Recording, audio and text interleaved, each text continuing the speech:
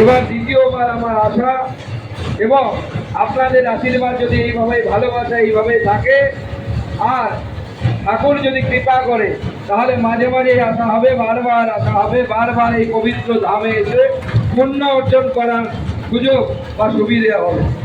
একদিকে মা বাসন্তী দেবীর আরাধনা হচ্ছে, আর একদিকে আমরা মতুয়া মহামেলায় সকলে মিলে হরিবোলের মন্ত্রে মাতোয়ারা হয়ে উঠেছি।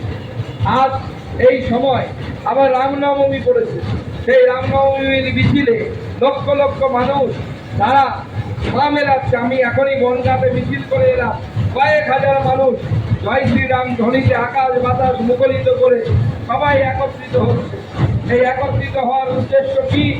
একটাই, সেটা হচ্ছে আমরা যারা হিন্দু, মতুয়া এবং অন্যান্য মতাবলম্বী মানুষ আছি হিন্দু ধর্মের মধ্যে, যারা বিভিন্ন পথ মত পন্থ হয়তো পালন করি, কিন্তু সকলে মিলে একত্রিত হয়ে একত্রিত হিন্দু সমাজ গঠন করার সময় এটা এসে গেছে। তবেই হিন্দুরা রক্ষা পাবে, রাজ্যের হিন্দুরা রক্ষা পাবে। আপনারা জানেন আজকে বাংলাদেশের থেকে প্রচুর মানুষ উদ্বাস্তু হয়ে ভারতবর্ষে আসতে বাধ্য হয়েছে। আমারও পূর্বপুরুষ এক সময় 1947 সালে পূর্ববঙ্গ থেকে, তৎকালীন পূর্ব পাকিস্তান থেকে এই ভারতবর্ষে এসেছিল। তার কারণ আমরা জানি। আমরা কিসের জন্য এসেছিলাম? কিছু পাওয়ার জন্য আসিনি। গর্ব করে গলায় কাঠের মালা বলতে পারবো, তুলসীর মালা পড়তে পারবো, সন্ধ্যেবেলায় প্রদীপ দিতে পারবো, সেই জন্য এসেছিলাম। মন্দিরে এসেছিলাম, সেই মন্দিরে যাতে যেতে পারি সেই জন্য এসেছিলাম। আজকে আবার এই পশ্চিমবঙ্গের মধ্যে এমন পরিবেশ তৈরির চেষ্টা হচ্ছে, কেউ জয় শ্রীরাম বললে পরে তাকে পুলিশ কেস দিচ্ছে।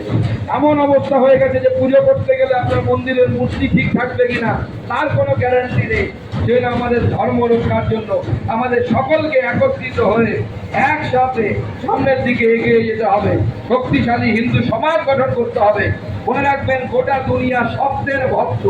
যে শব্দ হয় তার ভক্ত সবাই হতে পারে। এবং সেই সময় ঠাকুর হরিচাঁদ এবং গুরুচাঁদ দেখিয়েছিলেন যে কিভাবে মতুয়া সমাজকে একত্রিত করে লড়াই করতে হয় এবং কৃষ্ণ ভক্তির মাধ্যমে তারা জয় হরি বলের মহামন্ত্র নিয়ে গোটা বাঙালি সমাজকে আগামী দিনে একত্রিত করবে এবং সকল হিন্দু বাঙালি এক হয়ে আমরা হিন্দু সমাজকে রক্ষা করব এই মহামন্ত্রের মাধ্যমে, জয় হরি বলের মাধ্যমে। তাই আসুন সবাই একবার গলা মিলিয়ে বলি, জয় হরি বল, জয় হরি বল, জয় হরি বল। সবাইকে নমস্কার, সবাই ভালো থাকবেন। ঈশ্বর যদি করুণা করে তাহলে আগামী বছর, আসছে বছর আবার হবে।